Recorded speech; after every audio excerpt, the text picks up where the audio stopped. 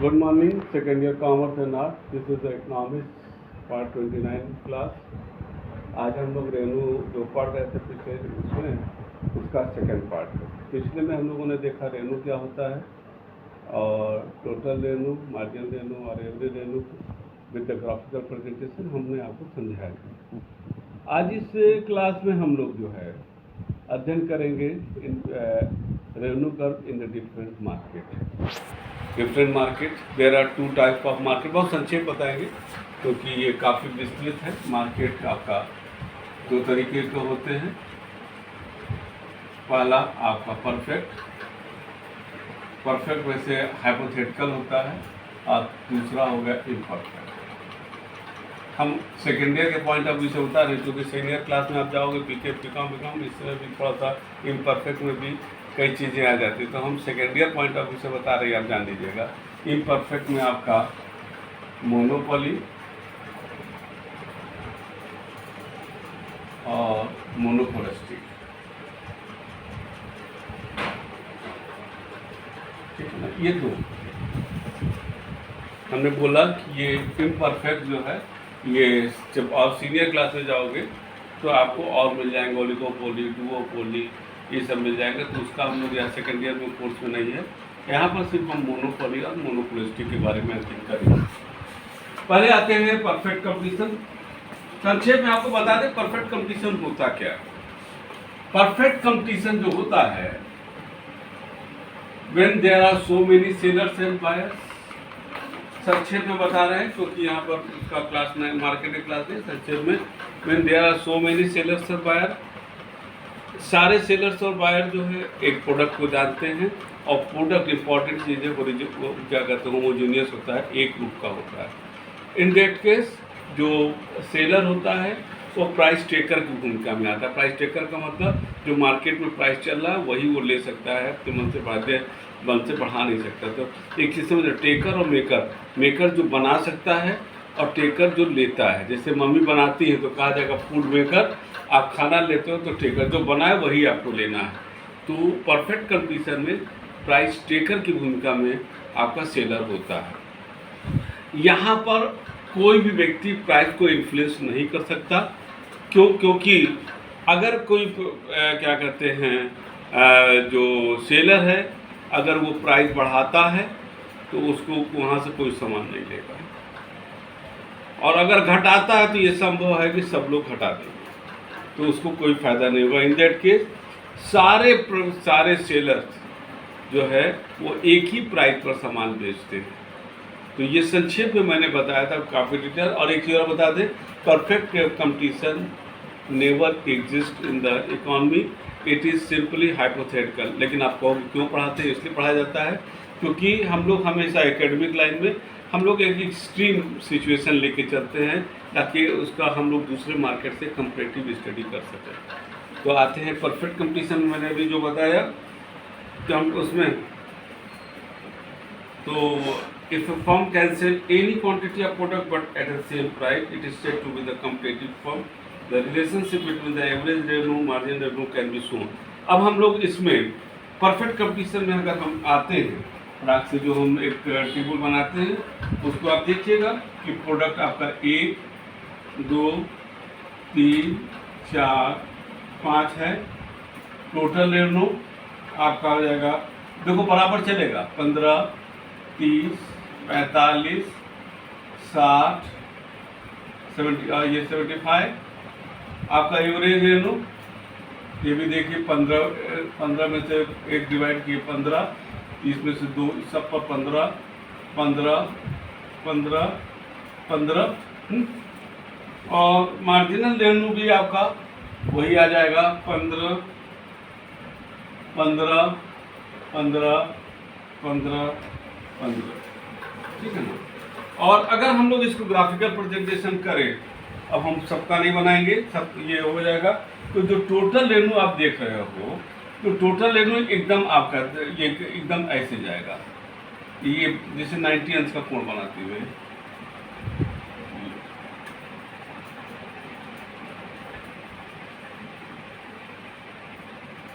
क्योंकि आप देखो एकदम बराबर बराबर चल रहा है. अगर उठा के देखो कि अगर बनाना है तो 5, ये रेवेन्यू है 10, 15 और 20, ठीक है ना। और वो ये वही चलेगा 1 2 3 4, 1 2 3 4।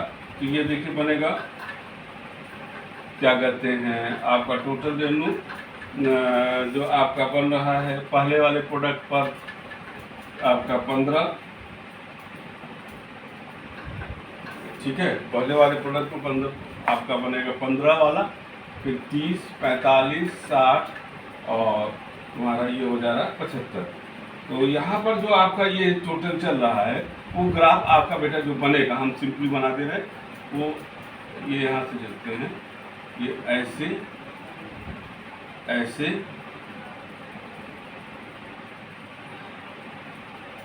ऐसे एकदम ऐसे चलेगा, ठीक है ना। इसमें आप देख लीजिएगा ये एकदम बराबर चलेगा क्योंकि आप देख रहे हो डिस्टेंस बराबर। और अगर उसको हम एवरेज और मार्जिनल रेवेन्यू की बात करें तो ये आपका बन जाएगा ये P is equal to AR is equal to MR, क्योंकि आप देख लो सब 15 15 15 15, तो 15 पर ये इसका आपका ये चल रहा है, ठीक है ना। तो ये आपका बन जाएगा। तो यहाँ पर क्या है आपका, अगर हम लोग अब इसको थोड़ा सा अध्ययन करें इसका,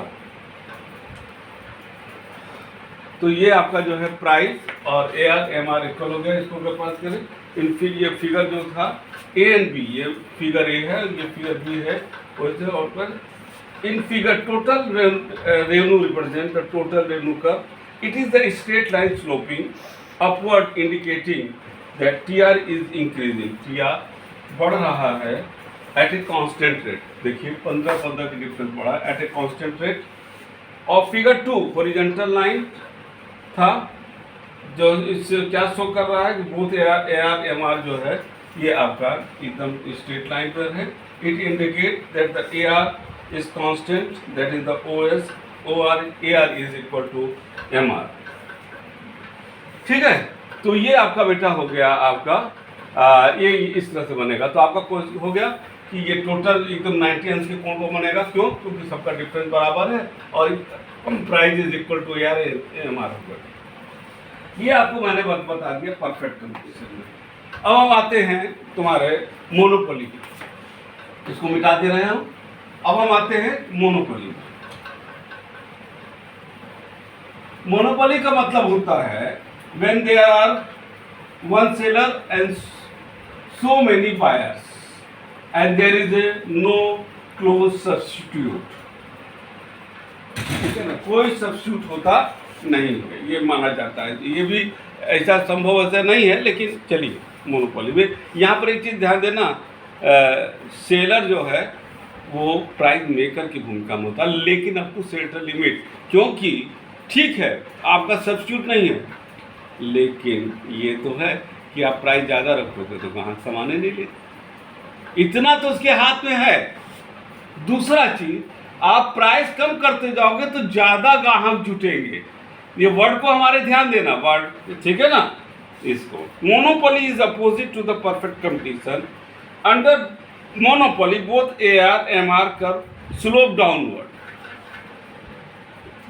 है। अभी हम इसको टेबल ऑफ ग्राफ के जरिए बता रहे हैं। इट इंडिकेट क्या बताता है? To sell more units of commodity the monopolistic will have to lower the price. जितना ज्यादा वो प्राइस को लोअर करेगा उतना ही उसका सेल बढ़ेगा। एक मिनट,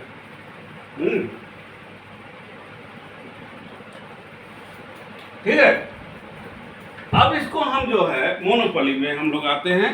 तो मोनोपोली में जो हमारा ग्राफ बनेगा, और पहले हम टेबल बना देते हैं, ठीक है। इसको देखिएगा, आउटपुट या सेल 1 2 3 4 5, टोटल रेवेन्यू 10 18 24 28 30 30। फिर उसके बाद एवरेज रेवेन्यू आपका 10 का 10 9 8 7 और 6 और मार्जिनल रेनू आपका हो गया, यहाँ पर आपका ये हो गया घटने का 10 के पहले कुछ नहीं, ये आपका हो गया 18 में से 10 गया 8, 24 में से 18 गया 6, 28 में से 24 गया 4, 30 में से गया 2। ठीक है ना, घटता चला जा रहा है। अब इसको अगर हम ग्राफ के जरिए दो प्रेजेंट करें हम, एक ये इसका ग्राफ देखिए, पहले ये टोटल रेवेन्यू का, पहले ये ज्यादा है, धीरे धीरे घट रहा है, और 18, 24, 28 और ये आपका 30, ये टोटल रेवेन्यू का है। तो in table 3 we see that the revenue under monopoly is increasing at a decreasing rate, बढ़ रहा है लेकिन घटते हुए दर से बढ़ रहा है। बिकॉज क्यों? The monopoly can sell more of the commodity only by lowering the price. Accordingly, as sales increases, price और AR tend to reduce। जैसे जैसे जो है सेल बढ़ेगा, प्राइस या AR घटेगा। If AR is reducing, AMR must also reduce, AMR भी घटेगा। Hence, it follows that the TR under the monopoly increases at a decreasing।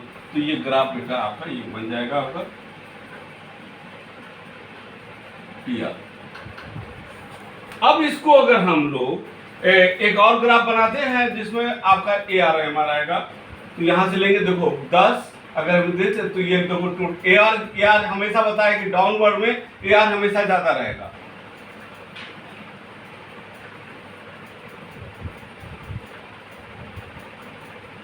थोड़ा स्टिप ज्यादा रहेगा ना, ये आपका AR दूसरा यहीं से निकलेगा, ध्यान देना जहां से AR निकला है। फिर ये MR तो माइनस पे जा सकता है, ठीक है ना, ये आपका बन गया है। इसको अब हम इसको एक्सप्लेन करते थे ऐसा क्यों, ये total revenue curve tend to increase at the diminishing rate. इसका मतलब है कि slope PR curve tend to decline as sale increases. Figure 3 जो ये B है, ये एवरेज कर्व और मार्जिनल कर्व को रिप्रेजेंट करता है मोनोपोली में। जो मोनोपोली में रिड्यूस इज प्राइस, जैसे जैसे ये देखो, ये प्राइस मेकर की भूमिका में है, लेकिन एक चीज सोचना चाहिए, प्राइस तो आप रख सकते हो, लेकिन अगर ज्यादा रखोगे तो खरीदेगा नहीं।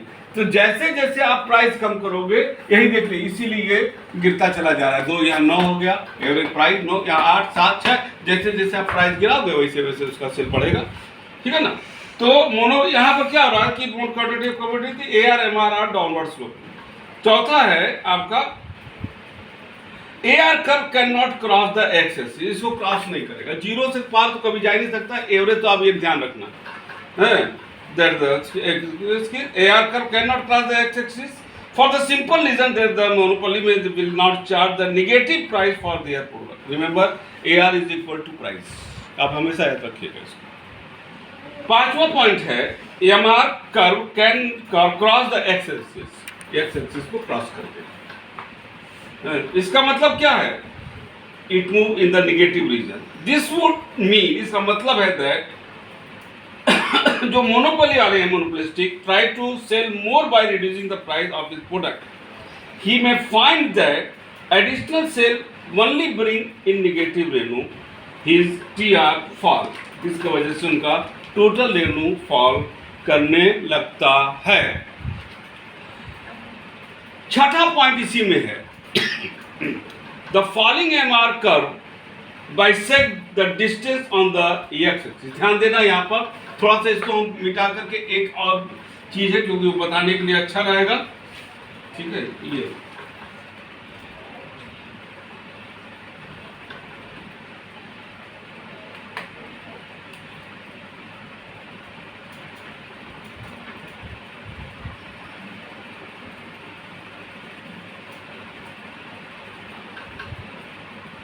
क्योंकि ये गलत हो जाता है अगर आप ये हाँ अब सही बोला।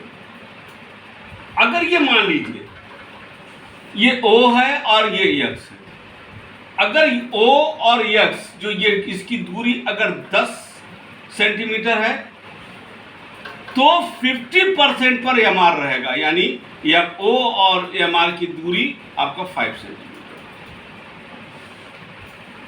ये ध्यान रखना इसको।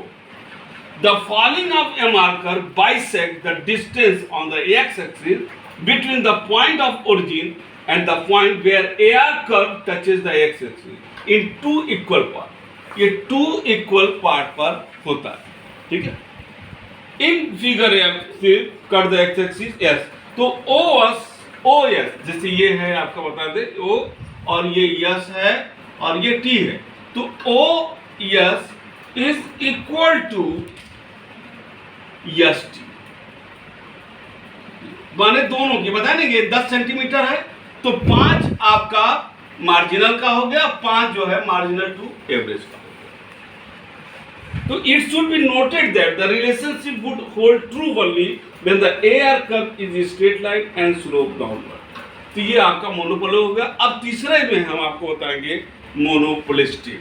मोनोपोलिस्टिक जैसे आपका परफेक्ट कंपटीशन में था, so many seller so many buyer, यहाँ पर भी है, लेकिन होमोजीनियस प्रोडक्ट नहीं है। ध्यान देना, होमोजीनियस प्रोडक्ट नहीं है, और अगर होमोजीनियस होता है तो आर्टिफिशियल उसके जरिए अगर उसको वो डिफ्रेंशिएट कर सकते हैं, उसको हम लोग कहते हैं मोनोपोलिस्टिक। यहाँ पर क्लोज सब्स्टिट्यूट होगा, यहाँ पर हर प्रोडक्ट का आपका क्लोज सब्स्टिट्यूट होगा, तो हम यहाँ पर मोनोपोलिस्टिक आ रहा है।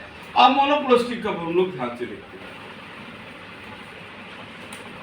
ठीक है। मोनोपोलिस्टिक, तो मोनोपोलिस्टिक मैंने कैरेक्टरिस्टिक बता दिया,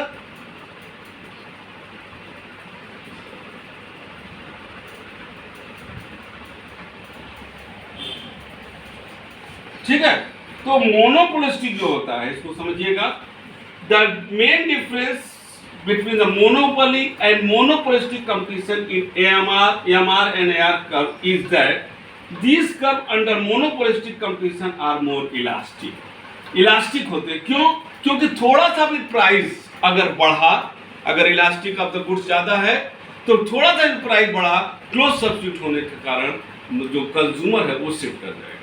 It means when the monopoly firm raises the price, the demand will fall proportionately less. On the other hand, if firm under the monopolistic competition raises the price, the proportionate fall in its demand will be more। ज़्यादा price कम गिरेगा, लेकिन जो demand है वो ज़्यादा घट जाएगा। It is so because in the monopolistic competitive market, goods have their substitute and buyers are equally attracted toward them. If one firm raises the price of the product, the buyer will shift their demand to the substitute product whose price remain unchanged. In short, under the monopolistic competition, क्या कहते हैं, the AR/MR curve are relatively more elastic, while under monopoly the same are relatively less elastic. It means when the monopolistic raises the price, the demand for will be far relatively less. On the other hand, where a firm under the monopolistic competition raises the price, demand of its product will be far relatively बहुत तेजी से घट जाएगा। हम एक छोटा सा इसमें ग्राफ बनाते हैं और उसको आप ध्यान से सुनिएगा। ये आपका P हो गया, ठीक है।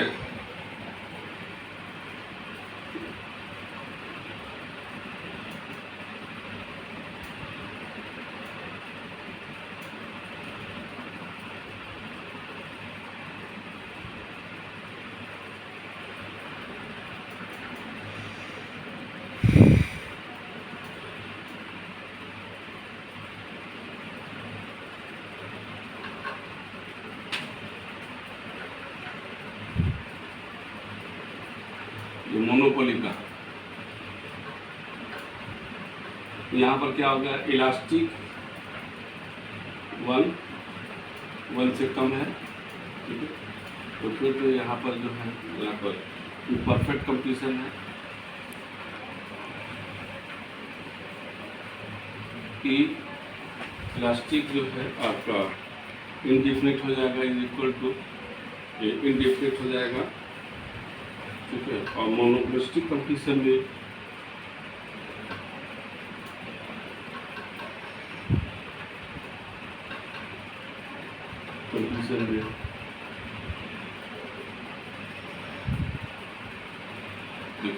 देखिए देखिए यहाँ पर इनडिफिनिट है परफेक्ट में, मोनोपोली में लेस है, और यहाँ पर आई कि क्यों क्योंकि थोड़ा सा भी प्राइस चेंज हुआ आपका डिमांड ज़्यादा चेंज हो जाएगा। तो modern economic present demand curve with the revenue curve, there is no difference between the average revenue curve and traditional demand curve. The size and the form of average revenue curve is also affected by the elastic equilibrium. इस figure में क्या बताया था? The curve DP is the demand curve under the perfect competition. It is the perfectly DP. It is the perfectly elastic. ये जो है आपका demand curve under the perfect competition, ये आपका ये ठीक है ना परफेक्ट। द कर्व डीएम, आपका डीएम कौन सा हो गया आपका? ये वाला आपका डीएम, ये वाला ठीक है ना। DM is the demand curve under the monopoly, it is the inelastic. तो ये आपका इनइलास्टिक, और पहले वाला था आपका it is the perfectly elastic DP.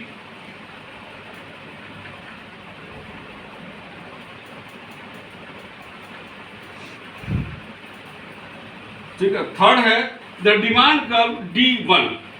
तो आपका ये हो गया D1, ये बीच वाला D1 curve under monopoly, it is the elastic. तो ये आपका हो गया ये इलास्टिक, ठीक है। तो बेटा ये था आपका पूरा रेवेन्यू का चैप्टर, हमने इसको जोड़ दिया आपका, और इस प्रकार ये रेवेन्यू का चैप्टर हमारा ख़त्म होता है। आप लोगों ने दोनों सेगमेंट में जो रेवेन्यू का था फर्स्ट और सेकंड, पहले में हम लोगों ने टोटल मार्जिन रेवेन्यू का देखा था कॉन्सेप्ट के रूप में, और इसमें हम लोगों ने जो 3 डिफरेंट मार्केट, परफेक्ट कंपटीशन में और इम्परफेक्ट में हमने मोनोपोली और मोनोपोलिस्टिक का अध्ययन किया, और उसमें हमने थोड़ा सा एक कदम आगे बढ़ करके इलास्टिक के भी आधार पर हमने उसको हम लोग आपको हमने बता दिया, ठीक है ना। तो इस प्रकार आपका रेवेन्यू चैप्टर ख़त्म होता है। अगला जो है हम लोगों का क्लास तो सप्लाई पर होगा, तो हम लोग सप्लाई पर चर्चा करेंगे। तब तक इसको फिर से बोलेंगे बेटा, प्रोडक्शन कास्ट और रेवेन्यू दोनों को मिला के पढ़िएगा, तभी जाकर के पूरा इकोनॉमिक्स आपको क्लियर हो जाएगा। परेशान होने की जरूरत नहीं। अगर कोई क्वेरी होगा, हम लोग तो मिलेंगे ही क्लास में, तब आप हमसे पूछिएगा क्वेश्चन, और डिटेल वहाँ समझा सकते हैं हम आपको, ठीक है ना। तुम पढ़ते रहना, क्योंकि जितना आप ज़्यादा पढ़ोगे, जितना ढंग अच्छे से पढ़ोगे, उतना ही ज़्यादा क्लियर होगा। तभी डाउट आएगा और तभी पूछोगे। डाउट ना आने का मतलब है कि आप पढ़ते रहेंगे, ठीक। तो आप पढ़िएगा, और तब तक के लिए good day and good bye.